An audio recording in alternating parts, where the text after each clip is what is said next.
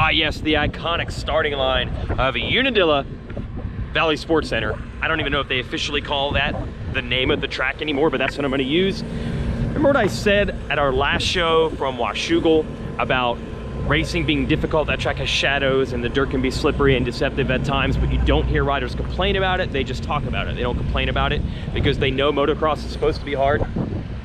Well, if motocross is supposed to be difficult, you can't get any more motocross than Unadilla, which is known as one of the toughest tracks around.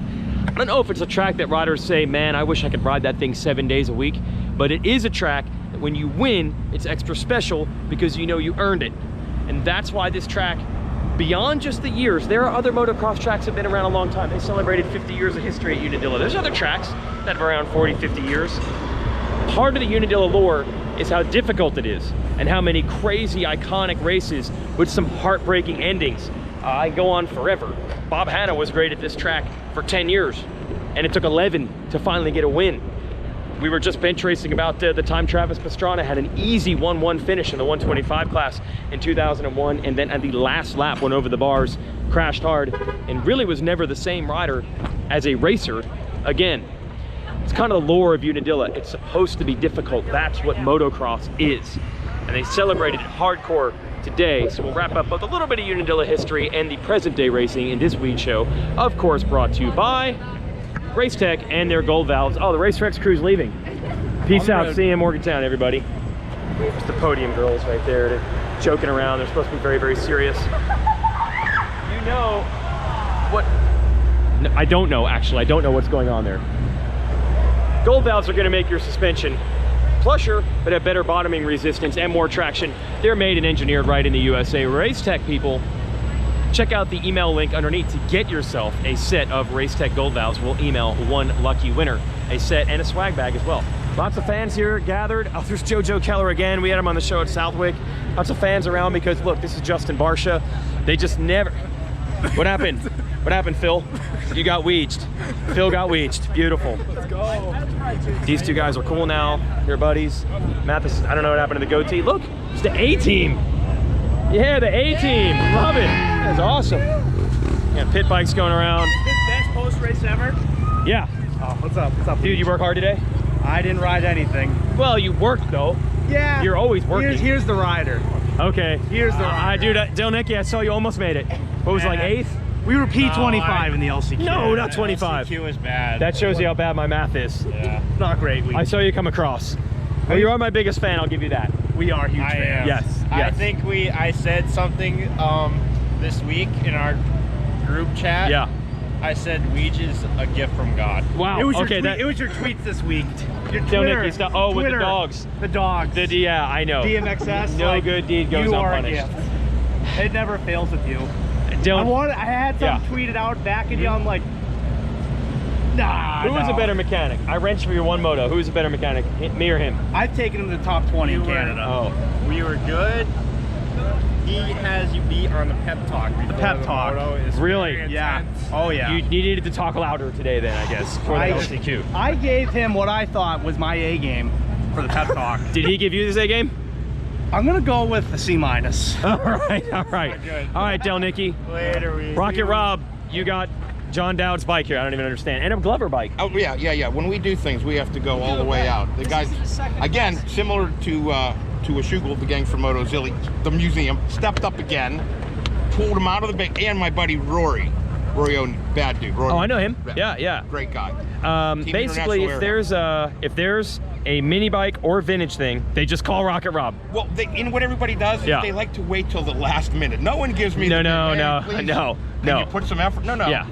We're in a panic, you know. Get a bike for John Dowd. Get a bike for Brock Glover. No. Did you see the Oshow's ME 125 Mugen? Megawatch said it was better. It was a better Mugen than the real Mugen. Oh, whiter than white. It was fantastic. It was fantastic. Weege, have a good trip. All right, there goes Tom Carson and Rob Bidas. That was Travis Del Nicky, my privateer buddy, who I mechanicked for once. I have no mechanic skills. They're wrapping it up here at Unadilla, and we're going to wrap up the day. First, win yourself a set of gold valves, and then listen to hear what happened. So Unadilla is always tough. People are yelling over there. Unadilla is always tough. That's kind of what makes the track iconic. This year they celebrated 50 years. The place opened in 1969. What a seminal year, by the way. So you had a man landing on the moon, you had Woodstock not too far away in upstate New York, and the first racing here in 1970. It joined what I believe was called the Trans AMA series at the time, or maybe it was an Inter-Am, or yeah, maybe it was a Trans USA. Then they had USGPs. My first time, I came here for the Donations in '87. I was like 8 years old. Ricky Johnson saved Team USA's ass by winning 2 motos in the mud when things looked dire.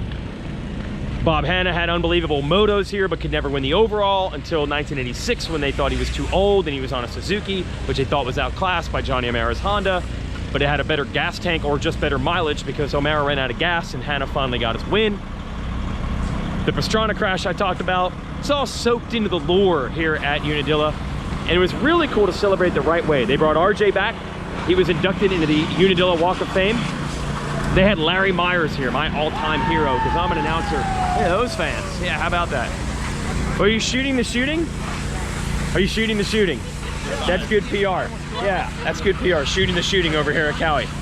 I want to see how I look when I'm looking. Really it's going to look probably exactly the same as this. Better. Oh, it actually yours is better. All right, that's. They say is better than that. It, probably. I'm probably outclassed. Man, these fans are. Wow. That was.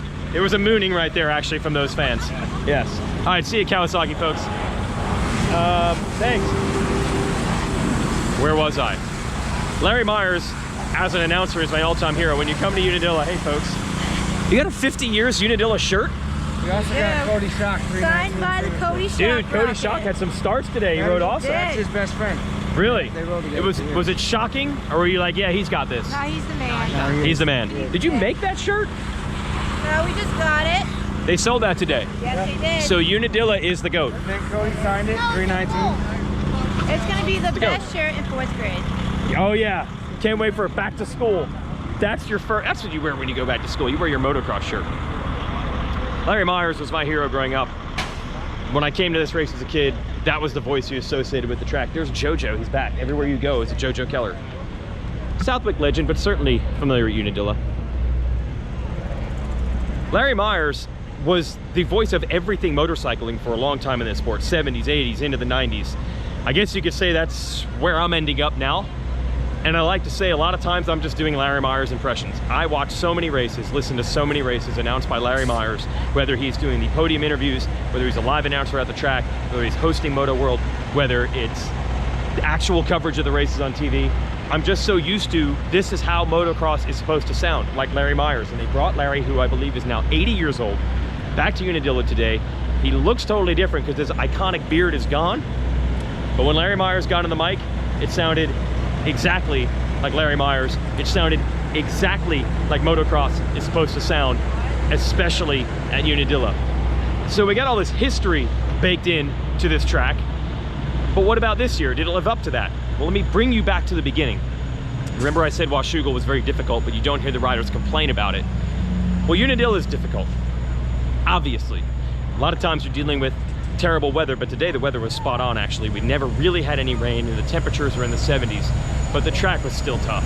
There's Roger DeCosta. You rode today. You got to ride today. Yeah. When was the last time you did that?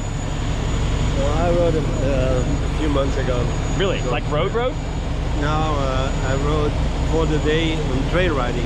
Really? Not motocross, but trail riding. Yeah. Okay. So you still know what you're doing. If Hannah was here, could you have beaten him?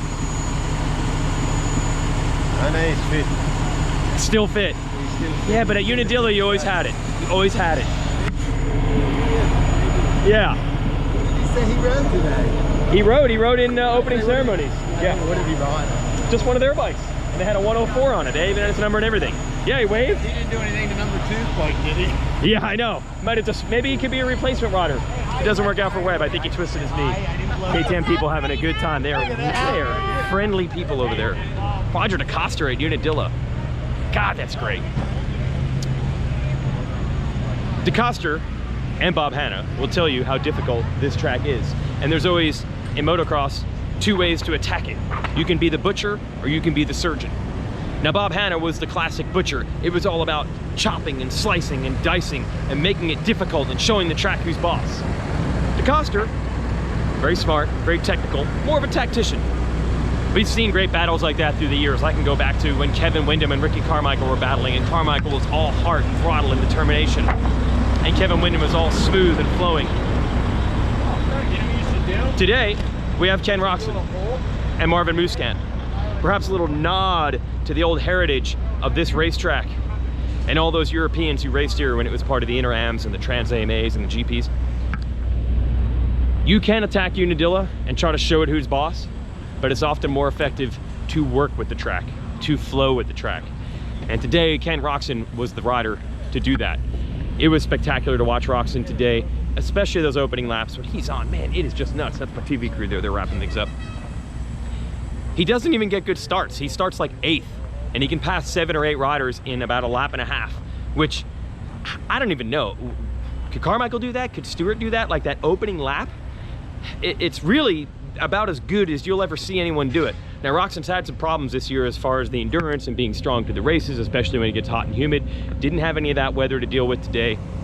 And Ken Roczen was pretty much unstoppable. He caught past Eli Tomac in Moto 1, left everybody behind. He was able to catch and pass Musquin in Moto 2, leave everyone behind. First time since 2016, Kenny has a 1-1 finish. And there's still a little daylight in this championship because Tomac had an off day. And this particular time, Tomac, who's more the butcher, he's just gonna hammer things and work it as hard as possible. He had an off one, man. He went backwards and finished 7th. Just another little lore at Unadilla where every time something seems to be trending in a certain direction, this track can upset that. That's what it did for Tomac. And it actually allows Roczen and Musquin to get the points back under the 50-point mark, which is gonna make it very difficult for Tomac to do what he wanted to do, which is wrap the championship up early at Budds Creek. So Unadilla, they tried to change it as little as possible through the years, and they've succeeded in their mission. Because the same things that this track was known for back in the day, a track that you could try to attack it, you could try to be aggressive, but you're probably more well-suited to trying to be smooth and flowing with it, that worked for Ken Roczen today. I got myself locked in here, trying to make my way back to some of the gnarly sections. Here's Gravity Cavity, I'll show you that. Roczen was just so smooth, these ruts make it so difficult. You probably watch on TV and think this looks like a straightaway, right? I'm gonna show you this. This is the straightaway after the start. So you're going wide open on flat ground. Going wide open. About as fast as you'll see riders go in this championship. And then at the end of the straightaway, you've got to hit one of these perfectly. You got to get it in one of those ruts. It takes a tactician to do it right. Gravity Cavity, there's no landing for that jump. You just air it out. You've got to figure out a way to land smoothly. It all fell in the favor of Roczen today. Tomac's actually off the overall podium for the first time this year. He finished 4th. Zach Osborne, as always, heart and grit and determination, finished 3rd. Musquin was 2nd. Let's go to that 250 class. Well, if the legacy of Unadilla is that you have the international riders, the Europeans versus the Americans, what a great showdown we had in the 250 class. Adam Cianciarulo, the American, Dylan Ferrandis, the Frenchman, going at it. What's up, gang? Yeah. Are those yours? Yeah. Yeah, nope. Yeah, nope.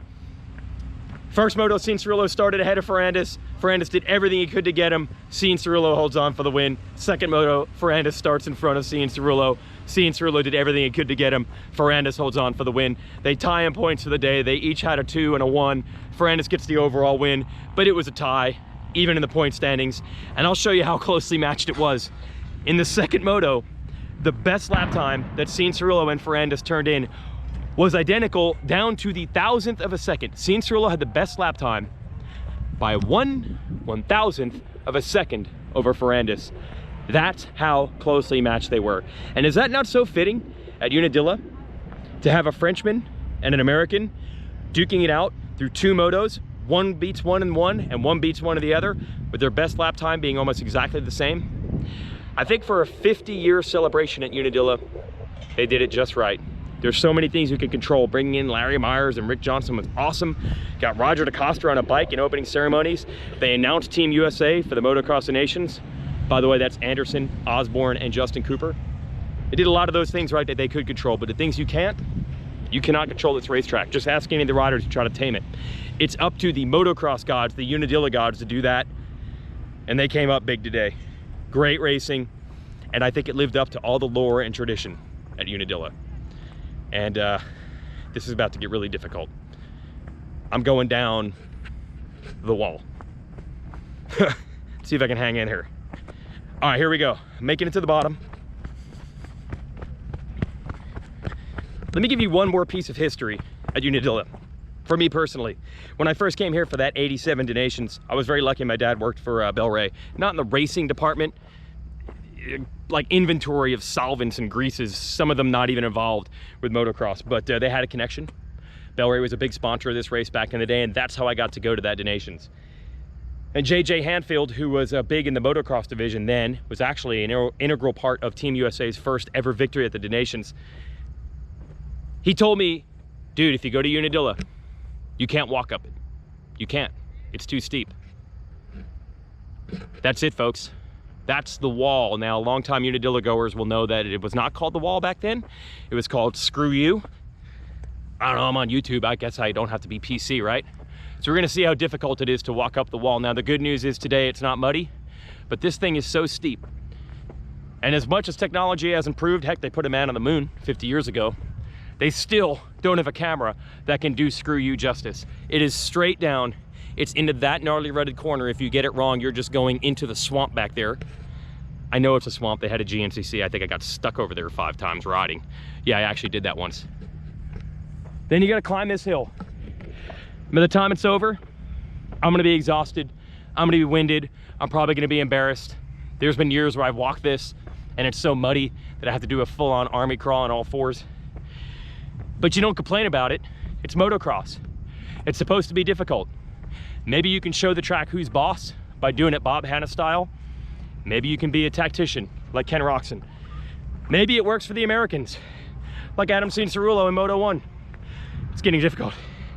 Maybe it works for the Europeans, like Muscan or Roxon or Dylan Ferrandis. It's a place where all motocross comes together. Right here at Unadilla. 50 years young. We'll see you next year.